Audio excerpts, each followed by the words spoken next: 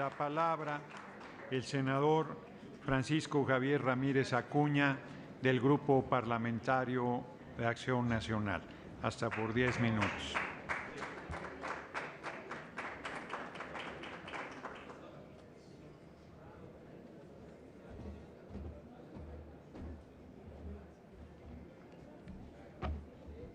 Con su permiso, señor presidente, senadoras y senadores, la conformación del Senado mexicano se remonta a la Constitución de 1824, después de la caída del primer imperio mexicano presidido por Iturbide.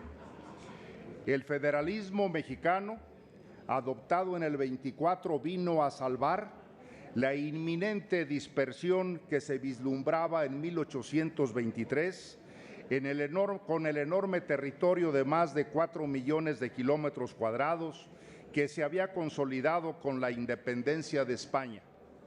Desde entonces se estableció el principio de la cosoberanía, es decir, que el Estado mexicano está constituido por estados libres y soberanos, unidos en una sola federación. El federalismo es y ha sido uno de los pilares fundamentales de nuestra organización política. Permítame un momento, senador Ramírez Acuña. Pido a los compañeros senadoras y senadores guardar silencio y poner la prensa, yo la oigo silenciosa. Pido al Pleno guardar silencio y a invitados ni se diga, ahí en los pasillos, por favor. Atención y respeto al orador. Siga, senador Ramírez Acuña. Gracias, señor presidente.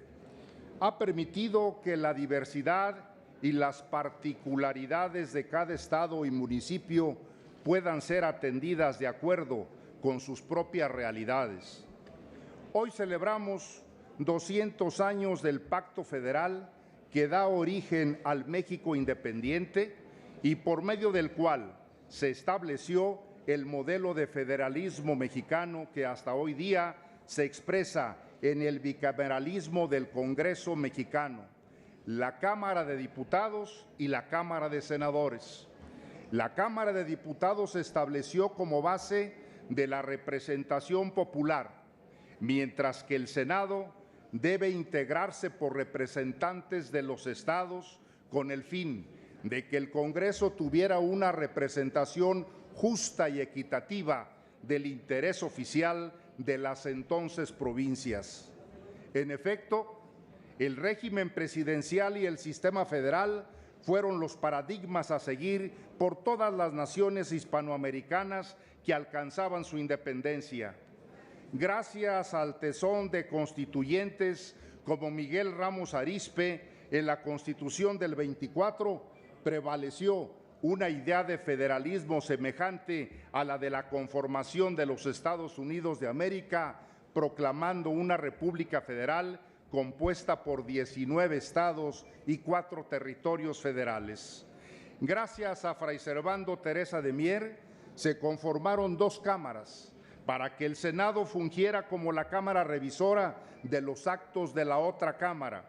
Y es aquí donde conviene citar ese ensayo del Federalista, donde James Madison subraya: así, abro el comentario, así como la opinión fría y sensata de la comunidad debe prevalecer en todos los gobiernos y de hecho prevalecerá a la postre en todos los gobiernos libres sobre las opiniones de los gobernantes.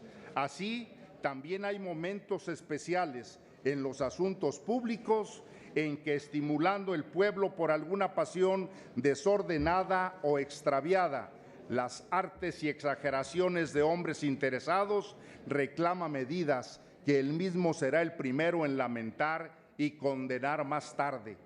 En estos momentos críticos, que es la saludable para la intervención de un cuerpo tranquilo y respetable de ciudadanos, con el objeto de contener esa equivocada carrera. Hasta aquí la cita. Esa es precisamente la función del Senado. La teoría política señala que es un órgano equilibrador para ponderar y serenar decisiones políticas importantes, resolver conflictos entre poderes, armonizar las relaciones entre las entidades de la Federación y vigilar la política internacional. Además de fungir como la Asamblea del Pacto Federal, el Senado surge como la Cámara que debe ocuparse de asuntos torales del Estado con la madurez, la sabiduría y la solidez de carácter que podrá estar ausente en otras asambleas.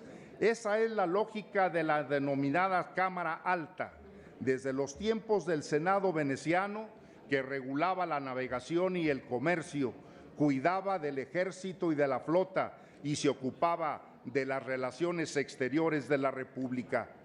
En estos 200 años, el Senado de la República se ha transformado y ha visto enriquecer sus facultades conforme ha desarrollado y consolidado el régimen democrático en México.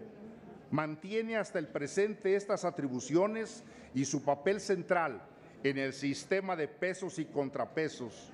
Son facultades exclusivas que le otorga la Constitución, por ejemplo, en materia de política exterior, seguridad nacional y aprobación del nombramiento clave para la República.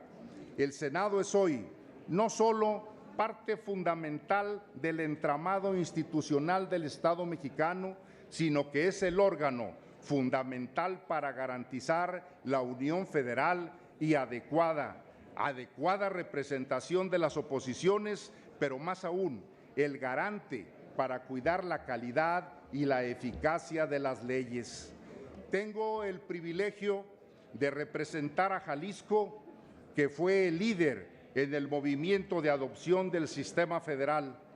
Jalisco fue el primer estado de la República que se declaró libre y soberano y adoptó el federalismo en 1823.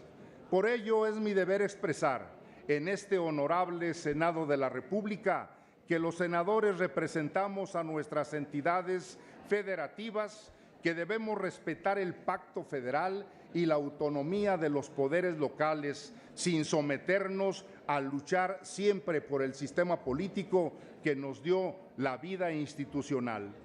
Este 2024 nos compromete a luchar intensamente porque el federalismo mexicano sea pleno.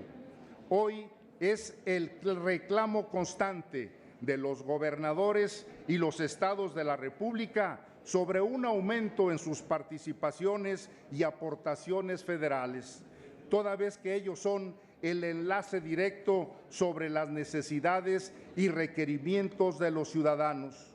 Durante la administración federal pasada, esta concentración de recursos afectó gravemente al Estado como a Jalisco y al resto de las entidades federativas. Hoy los estados son motores permanentes de nuestra economía.